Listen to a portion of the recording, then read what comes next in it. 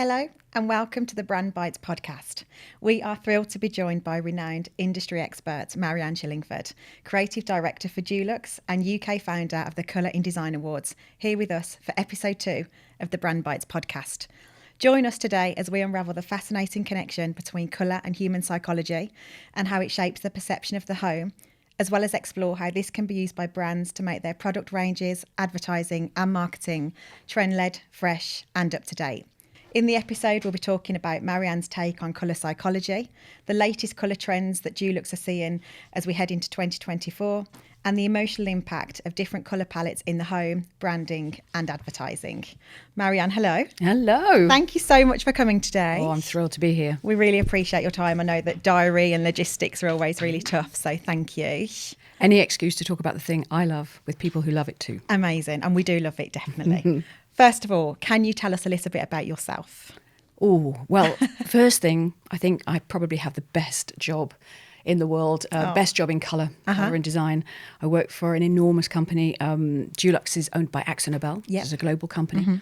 One of the biggest creators of surface coatings in the world, and colour is absolutely at the heart, fundamental heart of that. And Dulux is the decorative coatings arm of that. And on a daily basis, I work with the most extraordinary people, creatives, scientists, artists, young designers. Every day is different, but every day fills my tank with something to talk about, something to do. So I am the luckiest woman in the world. And I started my journey on the fairground. So I ran away from doing art and design at school and joined the fairground to paint fairground rides. And so when any student says to me, how did you get to where you got to? And they're worrying because they're working in Costa, I say, don't you worry, it'll be fine. No way. Yes. You've kind of led me into my next question because I was just going to ask you actually, what was that career journey? How have you got to where you are today from the fairground, which is an amazing story? Well, I was always good at colouring in. And colouring in was a wonderful way of getting positive, feedback from teachers. It sort of distracted them from the fact I wasn't very good at maths. And went off to college to do art. Found that I wasn't very good at expressing myself. So a fine artist I was not going to be. Right. But what I do love, and I did love, was the medium of paint and colouring in. Right. And so this technical, being able to draw something, to paint something, was something I could always do. I also wanted to leave home. So my dad was a self-employed. He was a nurseryman. So that's being self-employed was always part of what we did. And I wanted to... my dad said to me, he said, if you're not earning money out of the thing you're good at, it's just a hobby. Yeah. And so I wanted to explore the commerce of creativity. And so ended up painting fairground rides, painting narrow boats, painting pub signs. And so, making money out of the thing that I was good at. Yeah. And then it was only when I started having kids that I realised, and my dad gave me another bit of great advice. He said, stop working with your hands, start using what's above your shoulders, your brain. So start thinking about where this might take you. Yeah. And so I went back to college, learned a few more skills about interiors, and then went from the outside to the inside and took all of those skills of being able to work hard, work in colour, create an experience of a space, but did that in interiors. And then from there, ran my own business in interiors, did interior design courses just to top up what I was doing, and found that I always used paint. Paint was always at the very heart of what I did. And then met Dulux along the way. We used an amazing product of theirs in an unusual way. They asked me to show their decorators how to do it. So I did a world tour of the UK, showing decorators how to use this new product. And then a sort of relationship with Dulux started. But very much founded in the practical application of paint. One of the things I'm most proud of is that I can paint most decorators into a corner. And I like that. Yeah. Give me a brush and I'll do it. Yeah. And I'll do it. So I really understand the product. Yeah. And another thing that maybe with the colour thing is my dad was a rose grower, was brought up in hundreds of acres of roses. And his whole... life, I remember him. He was trying to breed the perfectly coloured rose with the perfect scent and the perfect shape, and then to be able to reproduce it in print so it was accurately reproduced. So colour was absolutely the fundamental heart of what you did. And he was a painter as well. And so this whole experience of colour, the theatre of colour, the way that it can transform the way you respond to a space. I mean, on the fairground, there's nothing more exciting than having, the colour is part of that experience, whether it's in light or whether it's in shapes. And that's in my soul. Yeah. So this is a job that, working for Dulux, couldn't have a better job for a woman like me. It's almost like an addition to what your real passion is, basically. Yeah. So, and do you kind of, now that paint and colour is part of your kind of professional life, do you still do it as a hobby as well? Is it something that you do of a weekend to relax? Yeah, I if you look at my nails, there's always something. I don't know how it gets to underneath your clothes, but it does tend to every day. But generally, most days of the week, I will be picking up a paintbrush and doing something. So whether it's painting somebody's wall or painting a picture or mixing new colours, working in the studios, painting up, trying out new products. Generally, every day I've got paint. I'm working with paint, and it's I is it a lack of imagination, or is it just no? And I absolutely love it. It's ridiculous. I get excited, every day I go to work. I wake up in the morning and I think, this is great. Oh wow, it's definitely that is just the dream, isn't it? I mean, normally most people feel sick, and I just think, oh, this is great. No, I'm very jealous. And does your when you wake up in the morning, does that mood reflect then what colour you'd be working on if you were to paint something that day? Does that make sense? Not entirely. Mm-hmm. I mean, colours are like children, aren't they? You have to love them all, whether you like them all or not. And you have to experiment, and you have to find something good in new colours. And actually, when we're putting new colours together, we're actually telling stories. We're capturing an essence of a mood. We're wanting to create an outcome in a space. And sometimes those colours won't be the most sort of obviously joyful colours. And I am my glass is always overflowing. I'm toxically optimistic about everything. And sometimes it's quite good to tone it down a little bit. Add a bit of grey every now and again. Not at all. Obviously, very busy, creative director of Dulux. What is the typical day in the world of Marianne? What does that look like?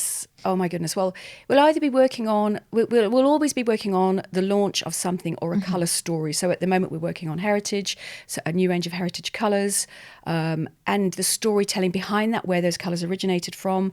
I might be diving into the archive to look at colours from the past, to pull them to the future, or telling the story of where we've come from. So we'll be doing a lot of that next week. We're doing an R&D tour, so we're going around R&D to see the new toys they've got, see if there's anything that we can play with and tweak for the future. Be working with young designers, so off to London Design Festival, meeting new designers, finding out what they're doing, keeping an eye on the future, and trying to understand what paint might be in the future. Is that a constant? It's constantly looking forward. Oh, absolutely looking forward. What will paint be? Will paint be paint on our walls? How will we colour our interiors? I mean, if you think about, there's a whole new generation that don't own their own houses. And so how does that look? How do we add colour to people's lives in a new way?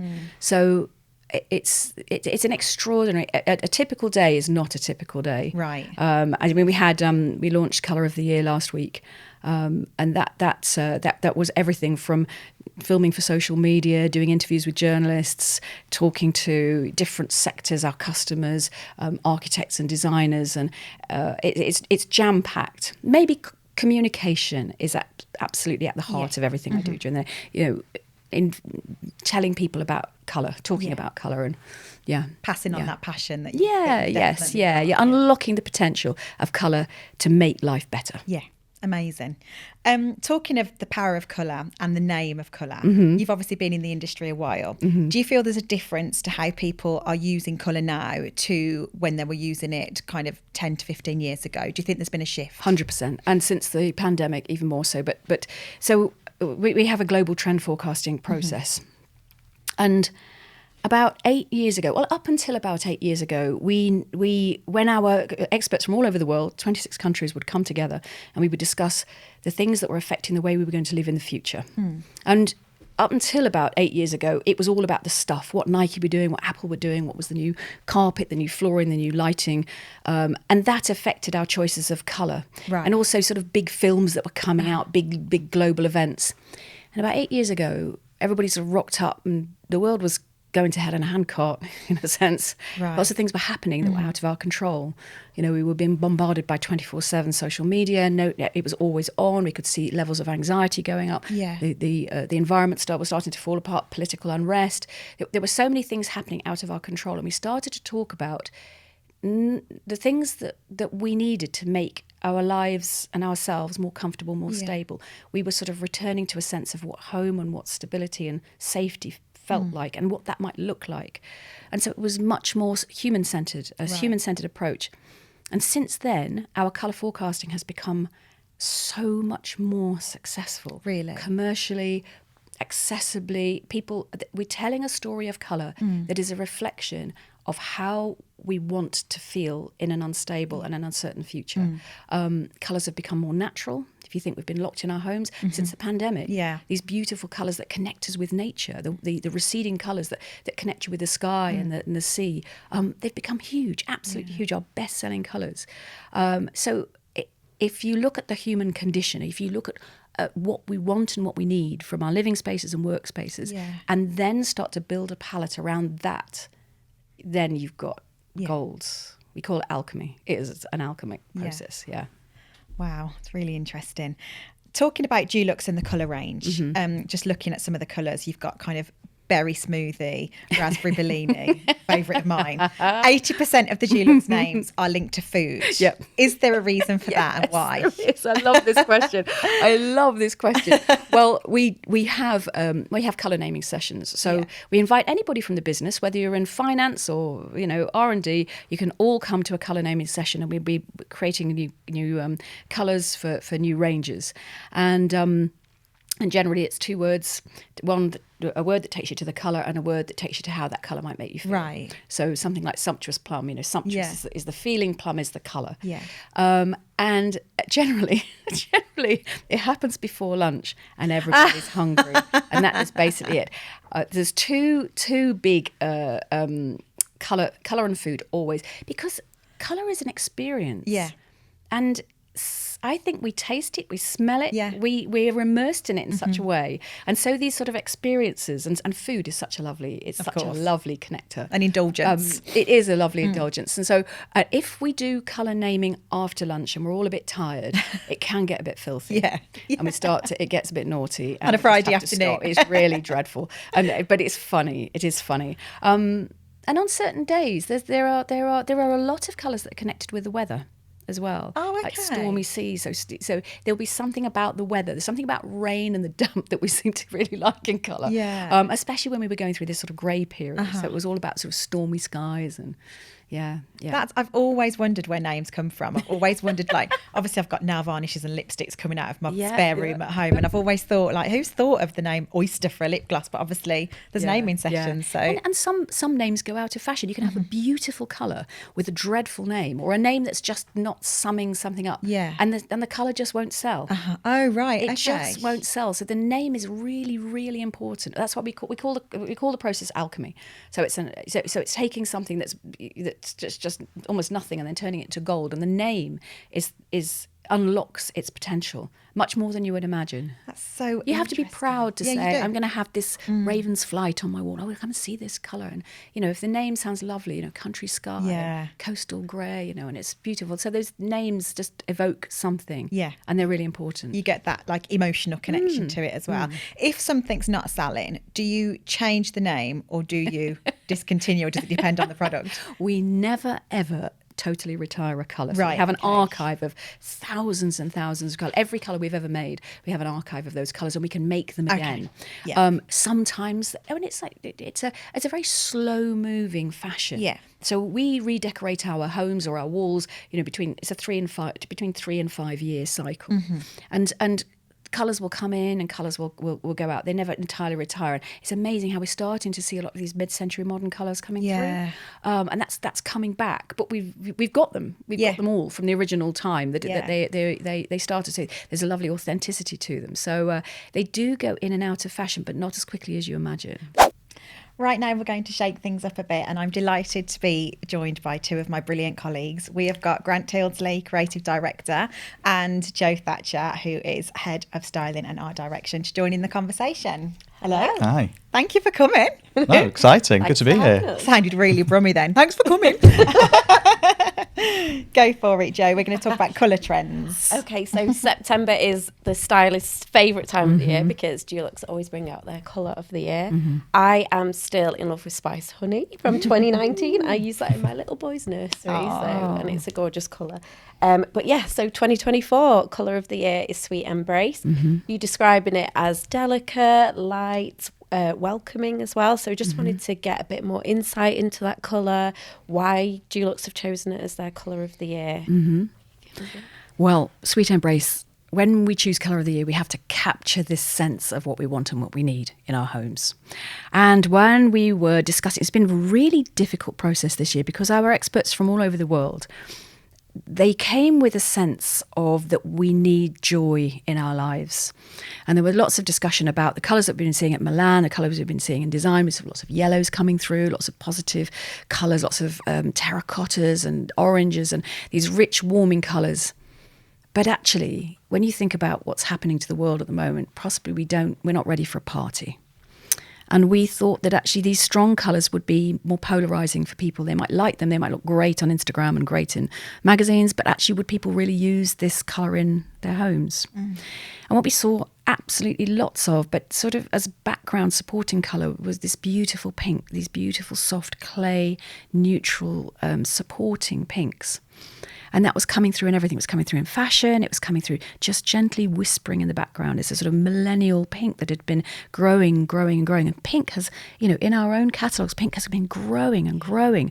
It's just become this incredible, gender neutral colour that everybody really loves. I opened up my husband's wardrobe. He is colourblind, by the way. But it's all pink and purple. And I just thought, this is really important. And we came together as a group and we found this beautiful colour, this soft, delicate blush. Pink is a really difficult word. As soon as you say pink, people think Barbie, they think bright colours. It does become polarising, the word itself. And so he's describing it as a blush. It's quite a cool porcelain blush. And when we started looking at it and experimenting with it against some of these brighter colours that we were considering, it just came through as the perfect thing. And the idea of a gentle, this beautiful, gentle embrace. What we need now is not a party. We need a friend's arm around the shoulders. We need to create a space in which we feel relaxed, we feel comfortable. It's got a modernity to it, so it's got quite a sort of gentle brightness to it, so it's not too sweet. And this idea of a sweet embrace, that's what we need as human beings, and our homes kind of need it as well. And it's a supportive colour. So it's a colour that works well with everything. So it's really, really versatile. And, on another level, that makes it more commercial. So this soft colour, it makes it more commercial. And we want to create colours that people want to use. It's not just about looking good on Instagram. We can do that with all colours. We can make it look really cool. We could use the darkest or brightest colour and we can make it look cool on Instagram, but nobody will ever buy it. And so what you're saying with those trend colours is, yeah, we think this is really cool, but it's not for you. And then it's exclusive. So we're always aiming to have a colour that everybody is going to like. You never get it right all the time, but we really think that this is the colour that's right for right now. And I love how you have the colour stories as well to support that. So it's not just about that one colour and paint your whole room in that one colour. It's about using the different tones and maybe that Sweet Embrace is very, only used very sparingly and the other colours shine through, or maybe it's your main colour. How do you find those supporting colours? My favourite is the warm tones, by the way. Yeah, it's very well, nice. when our experts get together, we talk about a number of topics and you'll find that themes will be coming through. And this year there were 3 really, really strong themes, which then lead into colour palettes. And the 3 themes the first thing we talked about was this wanting to create a home that's all about ourselves and surrounding ourselves with things that we love, this sort of clutter core that we see coming through. So we wanted to create and this clutter core is old stuff, vintage stuff and new stuff as well. People are surrounding themselves with things that tell a story about themselves. And this idea of warmth, we could see warm colours, this warm and cosy, this cocooning colours. So we created a palette of warm colours that told a story of our homes being all about us, about who we are. So that was the warm palettes. It's a beautiful combination of these gorgeous, earthy, warm terracottas and ginger colours, combined. And Sweet Embrace in there is just the most amazing. It's just this little pop of pink, and there are unusual violets in there, and there's this gorgeous orange and violet together look amazing. And so it's quite complex, but what it does, it's designed to marry the old stuff, the vintage stuff, with new stuff. So it's designed to connect those two things together, and for you to have some fun layering them up in an unusual way.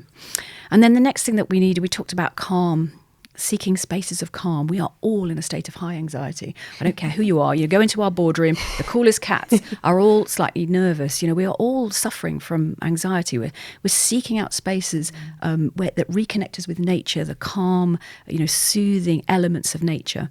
So we created a calm palette, a palette that's really all about the big elements, the sky, the sea. And in there, Sweet Embrace is this very soft, gentle petal colour that balances the cool aquas and greens, creates a sense of our spaces being bigger than they really are, because these are receding colours, but these beautiful familiar colours of nature that really turn the blood pressure down and help us relax, unwind and think really clearly. So we call that the calm palette. And then we need flashes of joy, micro doses of joy. And we're seeing that it's not this big party, but we do seek out joyful connections with people, giggles, moments in the day that make us happy. If you think Costa, the brand, they encourage each of their employees, you can give away a free coffee every day. How lovely is that? Yeah. You go into Costa, somebody, you've just been dumped, and then they see you've just been dumped, you're crying, and you get a free coffee. Happened many times. Yeah, exactly. So the person who's serving feels great, you feel great. It's a micro dose of joy. And so this palette, we could see these beautiful yellows coming through. We could see these golds, and sort of softer, more sugary violets, and that combination. And there's a beautiful earthy colour there that just grounds it together. So it's not full on party joy. It's not kind of like beating party joy. It's just very, very soft. It's like a giggle. So we created this palette of smile, a giggle, and we call that the uplifting palette. And each of the colours, they all work with colour of the year. They're all designed to work with colour of the year. So in each palette there are 10 colours, and one of those colours is colour of the year. And they are designed for creatives and for people to be able to combine them in any way, whether it's on the walls or on the furnishings. So you create this colour story that captures the way that we want to feel. Does that make sense? It does. I love how it's all about your personality, making your home about you, because a lot of the time people can just think about just carbon copies of things that they see maybe on social media and things, but it is about you. You have to live in that space and you have to bring your personality. And this whole colour story really emphasises that, which is really lovely. Sweet Embrace, that welcoming, come home, relax. It's a really lovely colour. Really excited for it and love the thought process behind it as well. And it brings me on to the next question about what advice would you give someone who was looking for the perfect colour for their home? Because it's so often asked, what colour should I use? Do you have any top tips for picking out a colour and a colour palette? Most of your favourite colours will be found either in your wardrobe or in something you've had for a long time, something you've bought and you love. It could be a cushion, it could be a piece of artwork. It's something that you've carried with you from one place to another. And that's probably where you'd start, the things that are staying in the space. And then we've got magic colour picking tools it's called a Dulux visualizer. And you can scan over whatever it is, find your favourite colours. It will match that favourite colour, but it will also give you combinations that will work on the walls. So you can use a bit of digital tech to unlock something you love to make it work on the walls of your room. And it will give you lots of different options. And then you can visualise those colours on the wall. So start with the things you love. Start from the heart and work outwards, and it can never go wrong. Now, your big problem can be the person you live with or the people you live with, because that can be but with a digital tool you can sell an idea in before you commit to buying the paint, so and little testers and stuff like that. So I think a big mistake with any colour, people are worried about committing. You would not wear the same outfit for the next 3 to 5 years. So, but you will paint your walls and it will last 3 to 5 years. So that's a commitment. So you have to get it right. And most people, they bottle it. They I'll do, just do something nice and safe, a sort of beige. And it never really works because you're never really satisfied. It's never really about you. But start with something you love and you'll unlock the potential of your home in a really emotional way. The one big question, I guess, is what is your favourite colour? Well, look, I'm wearing it. It's orange. And is that winter pumpkin?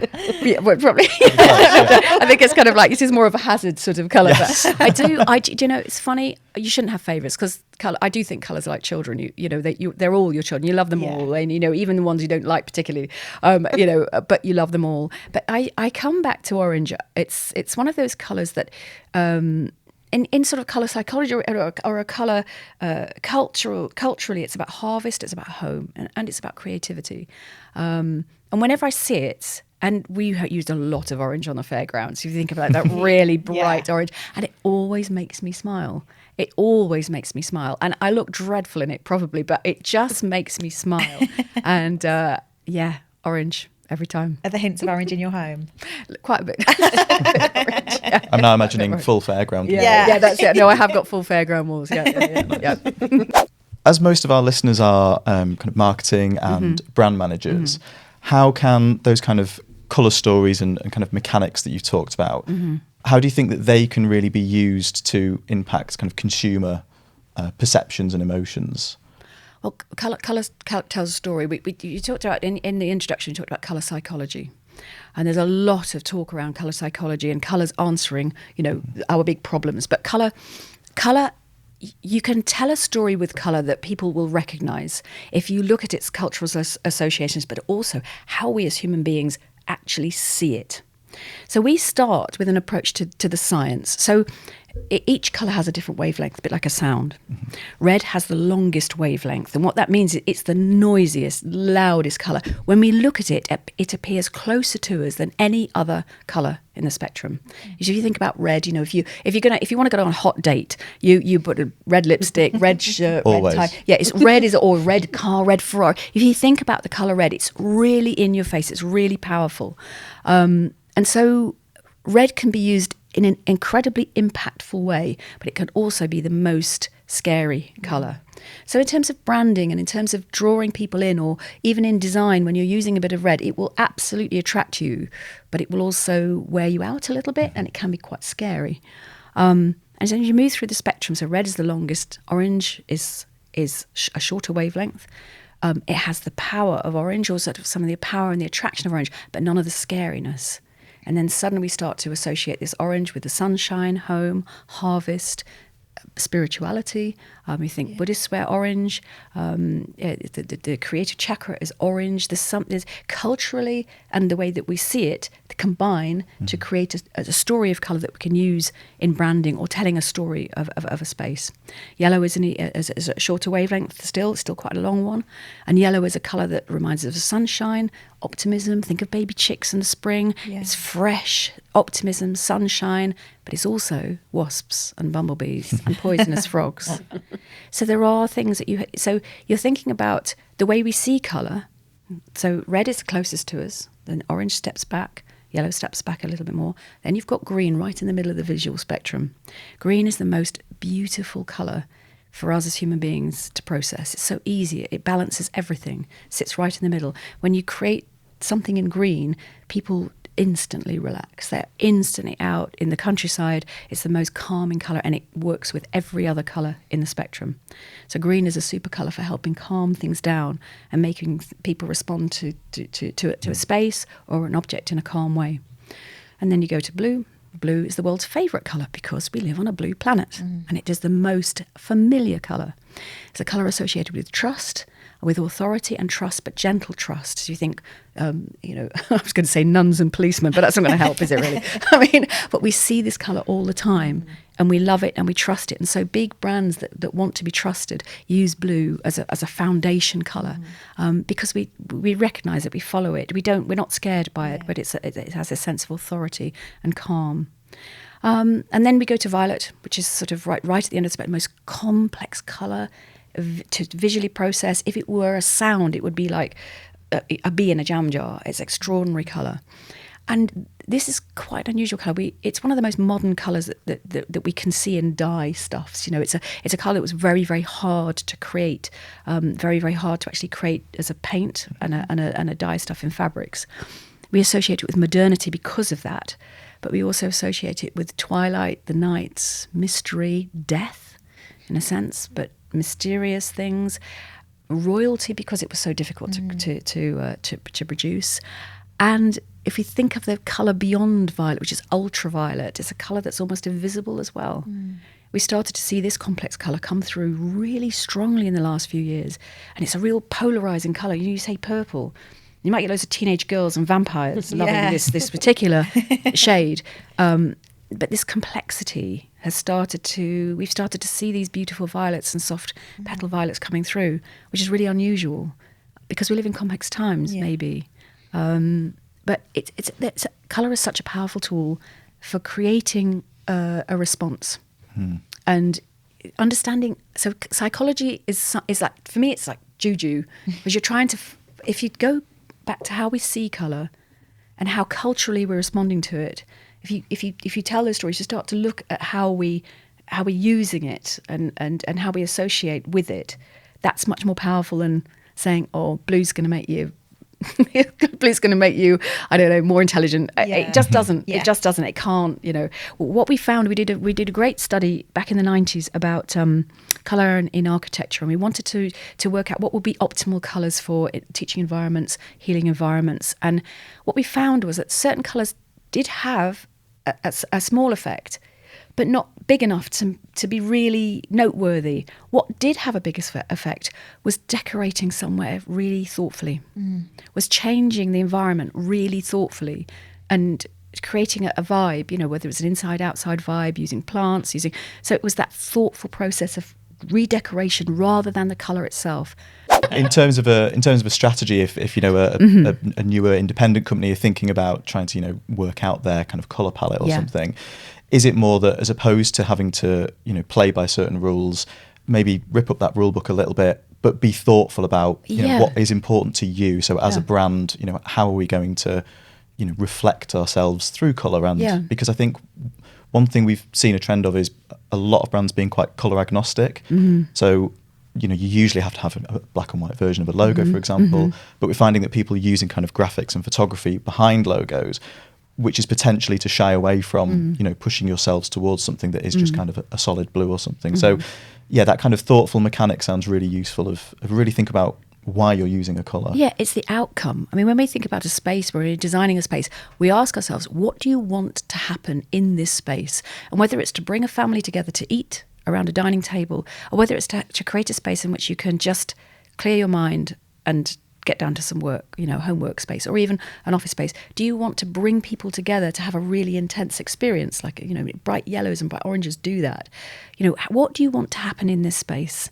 And the colour can be the answer to that and really, really help. Do you have anything in terms of, let's say, for example, you know, you mentioned about like kind of culturally or in terms of, you know, societal issues and things like that. Do you have to really be considerate around colours to potentially not use and what those kind of danger zones might be? Or do you try to kind of fly above that a little bit and just be truthful? There are colours that I don't particularly like. and there are colours that can be quite agitating. So they can be, so for example, a bright yellow. We often used to paint nursery schools in bright yellow because they thought kids liked it, and it just was basically like giving them loads of E numbers. They would go crazy, you know, because the human eye can see more bright yellows and kind of on the green and bright spectrum, and it's quite confusing. It trips us up a little bit.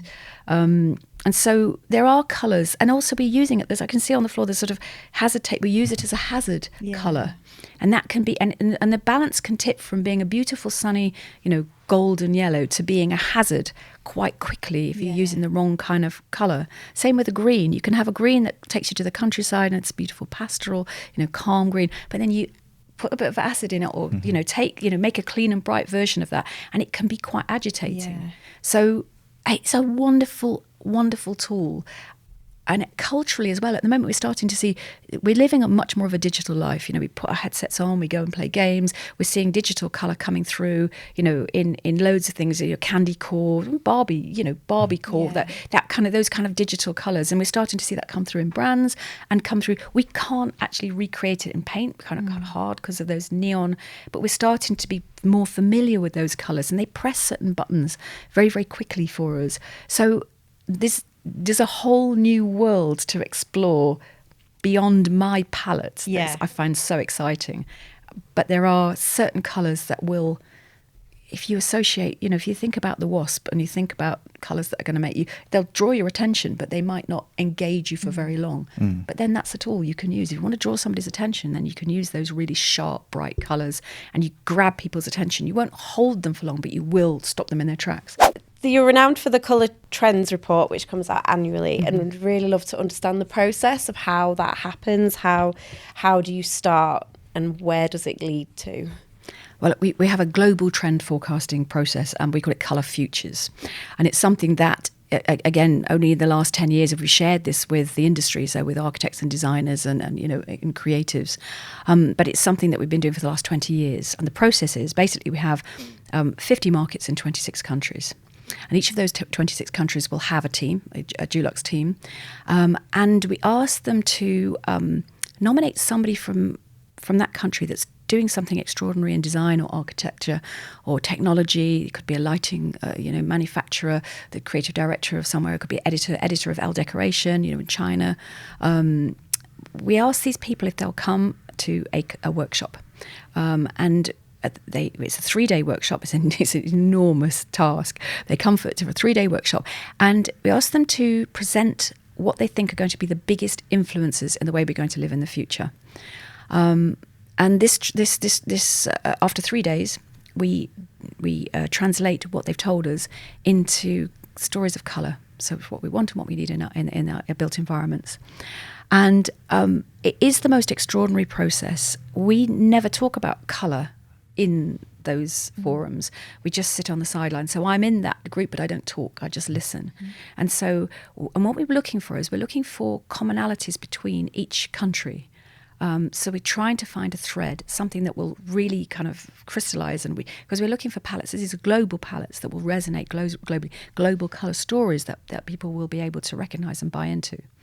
There's always a bit of a problem, not a problem, but there's always color is only reflected light. And so if you come from a very hot country with beautiful light, the colours tend to be brighter and sharper and cleaner. But if you're in the Nordics and Northern Europe, like we are, we tend to like the sort of smokier, more organic colours. And so when we've got to the end of this 3-day workshop and we're starting to distill the information down into palettes of colours and then try and choose this one colour of the year, there's proper argy-bargy every year. But we come to the same... It's a majority decision. We come to the same conclusions. And often those brighter colours are included in the palettes and the palette stories. So we have to capture a colour that will look beautiful through every light condition all around the world. And some of our best-selling colours, you're wearing a suit that is in one of our best-selling colours. It's a colour called Tranquil Dawn. It's the most beautiful colour. I love to look at it. It's just lovely. So it makes a great suit. It looks amazing on the walls. And it's one of our best-selling colours. It's a colour that captured a mood of the moment, but it was a colour that's receding as well. So it made small spaces seem bigger. And it was a colour that was launched during the pandemic. And it just became one of our biggest selling colours because people were hemmed in. They used a colour and then suddenly they were reconnected with the great outdoors, which was the biggest luxury that we had. The process is extraordinary. What you learn, is one of the biggest privileges of my job, is to be a fly on the wall with some amazing brains who have insight into the most extraordinary ways that we will be living in the future. And having sat in the background of that for a number of years and started to see some of these incredible far-reaching technologies and ideas actually come to life and actually happen, the trend forecast, you become more confident of a trend forecasting process, and so your trend predictions for the future become much more robust, much more real. It is an extraordinary process. It makes me tingle thinking about it, to be honest, because we talk about things in the future that are just really how you and me are going to be living, and what's going to affect our children and our children's children, what the big issues and the big challenges and the big joys are. And can you believe that all leads to a palette of colours? And people say colour is just decoration. I mean, I beg to differ. Yeah. So we obviously talked about brand before, and then about that fantastic way of really investigating what colours you're choosing with your trend forecasting. In terms of then brands that are creating products and creating their own identity and things that they want to sell into the market, due to the fact that there are these very large companies like yourselves creating these colours which are colour of the year, how do you think that brands should navigate that in terms of not necessarily just letting that be kind of a self-fulfilling prophecy of we're going to forecast something and then it, as you've kind of talked around it, then becoming something that everybody is just jumping onto? I think. I mean, you can buy trend reports that will give you palettes that are supposed to capture what's happening in the future and what's happening. And I think these are great to know in context. So you know that you're developing a product in the context of this palette, but everybody else will be buying that palette. And so you start to produce products that might have some synergy between each other in the marketplace, but they're not necessarily rooted in anything other than the reasoning behind. And so they all become a range of generic products. And if you want to be distinctive and tell your own story, you need to do that process yourself. I mean, I might be wrong. It's just a thought, but I think we slavishly follow. Pantone used to we'd bring out a colour of the year, but that was Pantone were a digital colour manufacturer for print. And that was led by the catwalk, led by the stuff out there. And it was a wonderful concept, this colour of the year. We've been doing it for years, but our focus was on walls, on the built environment. So we had these two different approaches to colour. So Pantone would be the catwalk and product would lead to product. WGSN do the same thing.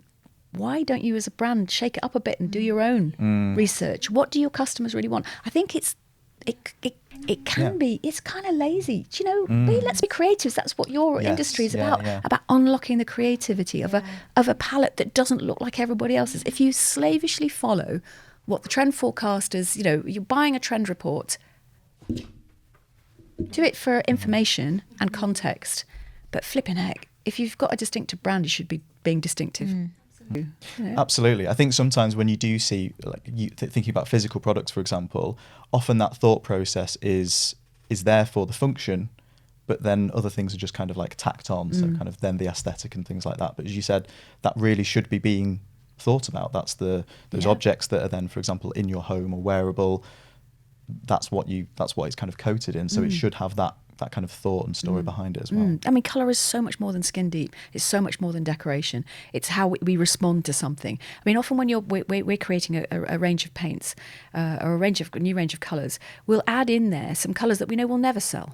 But they'll look damn good, and they will be able to and they'll put the dots between the other colours. They'll connect that palette together. But we know they won't sell as much as the softer colours within range. But we have to have them in there.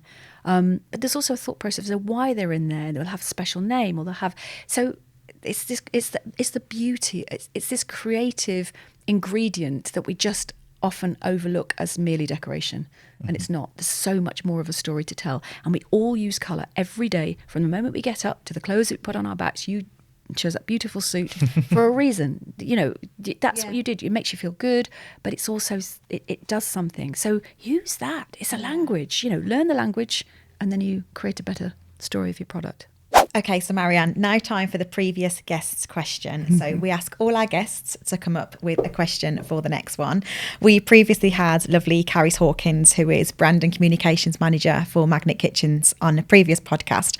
And she wants to know, as a heritage brand in a nation obsessed with the home and with new challenger brands entering the market, how does Dulux keep communication strong and exciting to continue building desire for the brand?